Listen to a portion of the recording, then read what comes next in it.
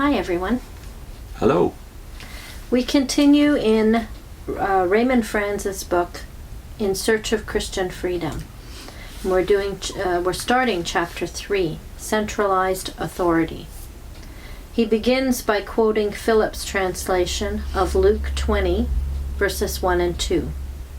The chief priests, the scribes and elders confronted him in a body and asked him this direct question: "Tell us, by whose authority you act as you do?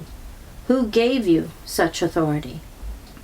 Authority was the issue lying at the crux of the conflict between Jesus Christ and the religious leaders of his day.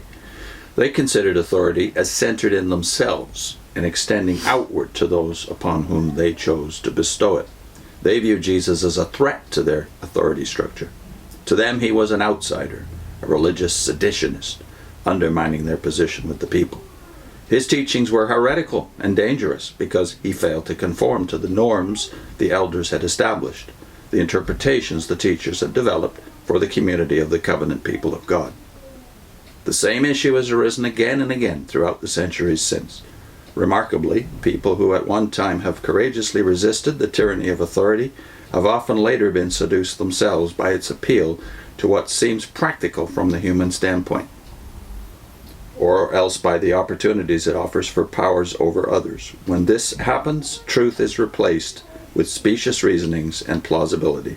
Conscience gives way to expediency, integrity is substituted for by pragmatism, and the view that the end justifies the means. During the year 1975 and 76, the Organization of Jehovah's Witnesses went through a stormy period, one that led to a complete restructuring of the top level of the organization's central administration. Monarchical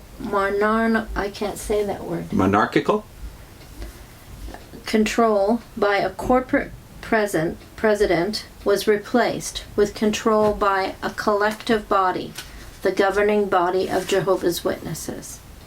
During that period, I thought more seriously about the matter of authority than at any previous time.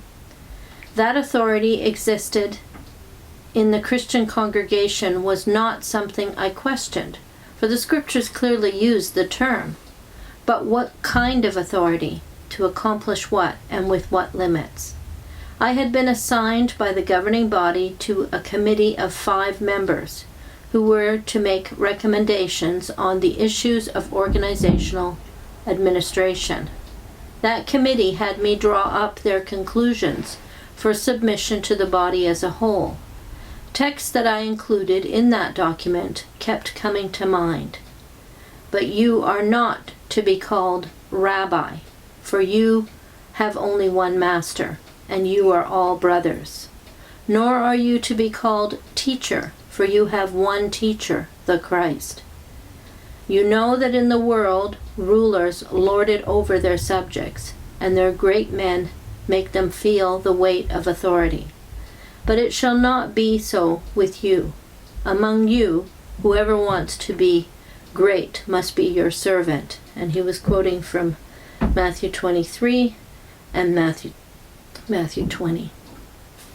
The more I thought, the more convinced I became that anything that altered that relationship of brothers could not be genuinely Christian. Any titles or official positions that of themselves put some on a different spiritual level from others, or that in any way infringed upon the exclusive right of God's Son as the only master and teacher of his followers, must be, I felt, a deviation from the spirit of Christianity. What of the designations found in the Christian scriptures, such as shepherd, teacher, prophet, and elder, and so forth? It seemed evident that these all actually described not offices or official positions in an authority structure, but services to be rendered to the community of brothers, or qualities and abilities possessed that were to be used in benefit of others. The authorization such persons had to render these services did not make them spiritual heads over their brothers, for the head of every man is Christ, no one else. Those services, qualities, and abilities were to be directed toward helping people grow up as mature Christians, not to remain spiritual and mental infants, constantly dependent on others to think for them, to make decisions for them, and thus to be easily led from one shifting teaching to another. They were to be childlike in their relationship to God and Christ, but not to men.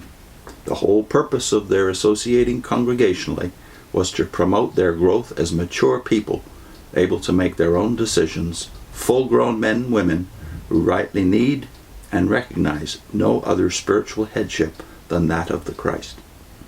The apostle, in writing to Timothy, portrayed the Christian community in terms of a family relationship. Those brothers who were elders in age and in Christian experience could rightly serve in a way similar to that of an older brother in a family.